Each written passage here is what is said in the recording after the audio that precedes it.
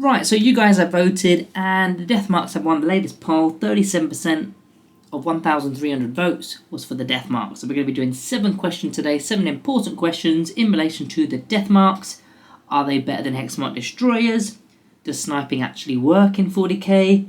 Should we deep strike them, or should we hold them back and use the Hyperface hunting ability? These questions and others in this video. Now the next poll to be voted on should be live at the time of you guys seeing this, so get involved in that poll if you haven't already. And also guys, I just want to plug the membership area if you haven't seen it already. For as little as 99 pence or 99 cents if you're in America, you could become a member of the channel. It just helps support the channel's growth. You get access to custom emojis and loyalty badges, of course. Right, we've nearly forgot the comment of the day again, so let me go back. We've got Gareth Lamb 6923. The problem is, every time I've used them, they shatter like glass. This is the Ophidian Destroyers he's talking about. But they hit like a wet towel. It would be nice to have extra claw attacks, or the -1 to hit back like the last edition. So shout out goes to Gareth Lamb, from the Ophidian Destroyers video.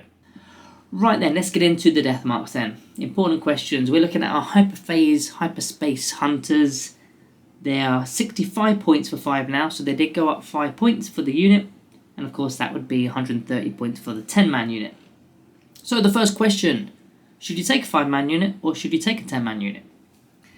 For me, I always go min-size units with Deathmarks because I use them to score. I don't really use them for damage output so much. I'm more about the scoring. As you can probably tell from previous videos, I like Hyperphase, Hypercrypt Legion, scoring units. That's kind of my game style. But others, maybe you prefer the damage output. So I think it all depends on the kind of player you are, the kind of meta you're in. But for me, they're a scoring unit, so I would take them in 5s. If you really wanted the extra damage output, the extra 5 shots with the disintegrators, you could just take another 5-man unit, because then you're getting twice as many opportunities to use the units for scoring, twice as many deep strikes and things like that. I mean, you will lose slightly on the reanimation protocols because, of course, as soon as you lose 5 models in that 5-man unit, then there's no more reanimation for that unit. Whereas with the 10-man unit, even if you lost 6, you can continue to reanimate. So it is swings and roundabouts. I still think there's a lot of pluses to it as well, because if your opponent wants to remove both, they're going to have to take 2 different units to fire at both units above our Deathmarks, or they're going to split fire, which is always a risky business anyway. So yeah, for me, 5-man units. Question from It's Mr. Zeth again. Deathmarks, keep them back to Hyperface hunt enemy deep striking units or put them in reserves. So if you're not aware, the Hyperface Hunter's ability, once per turn in your opponent's reinforcement step, so when they're deep striking in from reserves, if they're within 18 inches of your Deathmarks, you can fire as long as they're visible. You can fire as if it was your shooting phase, which is good. It's really good because we're getting an additional turn of shooting out of phase there. Personally, like I said in the previous question, I'm deep striking them forward because I am looking to score with them. 65 points for a deep strike unit I think is decent. But an 18-inch deterrent is quite nice. Now the overall damage for a 5-man unit isn't going to do that much. If you've got a 5-man unit of Deathwing Knights popping in, or Deathwing Terminators, these disintegrators aren't going to do much with a 2+ armor save and a 4+ invulnerable save. They're not going to really do much anyway. So you probably need to take 10 if you're doing that. But I wouldn't ever take them in 10, so it's not what I would do. And yeah, to be honest, I rarely do that. I'm more of an Overwatch merchant. If I've got Immortals with Tesla, I'd rather spend the CP and use Overwatch and do it that way, and still have the opportunity to deep strike my Deathmarks in at the back. Now, I'd imagine against Alpha Strike lists, this could be really useful. I mean, also against factions that can move around a lot, like Chaos Demons, with their realms, I think it's called Realms of Chaos, where they're bouncing around. You've got Grey Knights doing it nowadays. Even our Necrons with the Hypercrypt Legion can bounce around, in and out, and shake it all about. So against those kind of units, doing that once per turn within 18 could be really good. It could be really good. But like I said, I'd rather have the Deep Strike, but at least they've got the option which gives the unit some flexibility. What secondaries can they do? I keep going on about the secondaries. What can they do then? So because they've got Deep Strike, they can pop in 9 inches away from enemy models. Very similar to the Ophidian Destroyers that we did in the previous video, you've got options such as containment, sides of the battlefield, you've got behind enemy lines, which is a favourite of mine, engage on all fronts to help with the four quarters, area denial in the centre, establish locus, which is an action but you can still pop in and do it in enemy quarters or the centre of the battlefield. Cleanse is another one I like to add in this list as well. Pop onto an objective and do cleanse. So I'm going to add this into this section here because it's not really another question. If you're playing fixed, which I tend to play fixed quite a bit now, again with a unit like this that can deep strike, you go behind enemy lines and establish locus. It's a nice simple 7 points for a 65 point unit. 3 for behind enemy lines, 4 for established locus, bosh.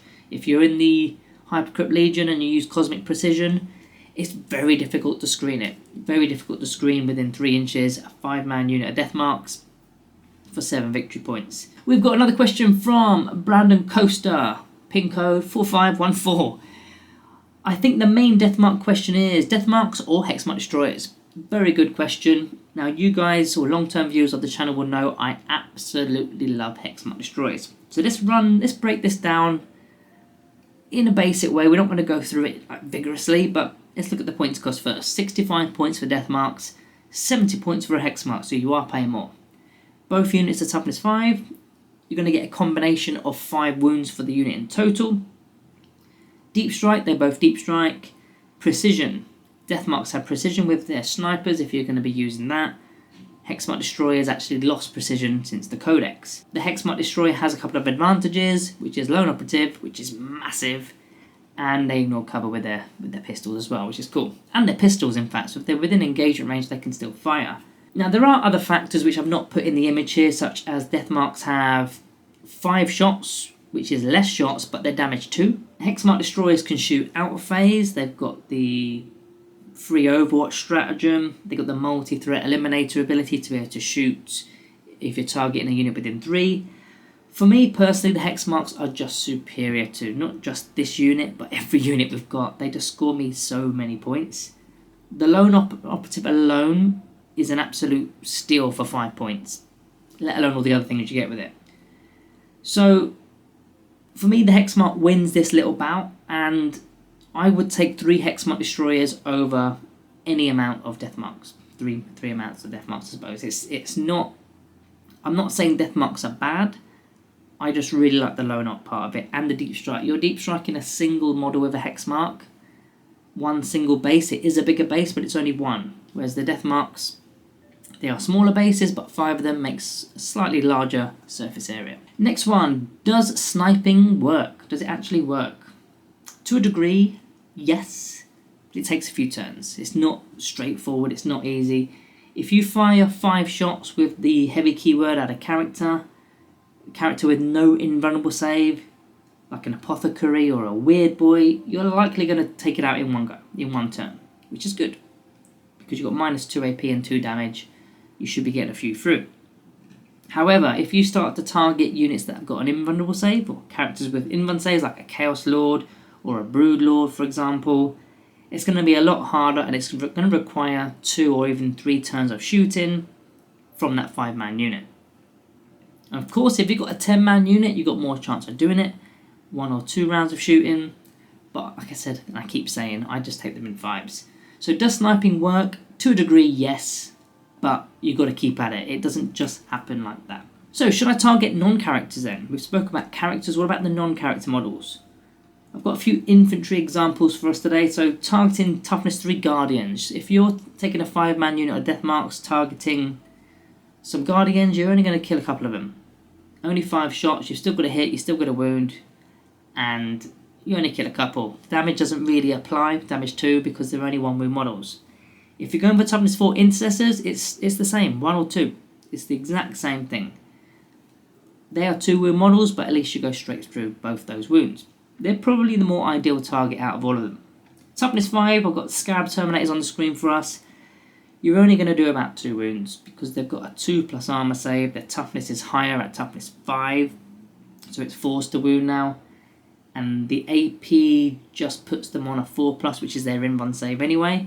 So you're probably only getting a couple of wounds, which doesn't even kill 1. So they are not really the target.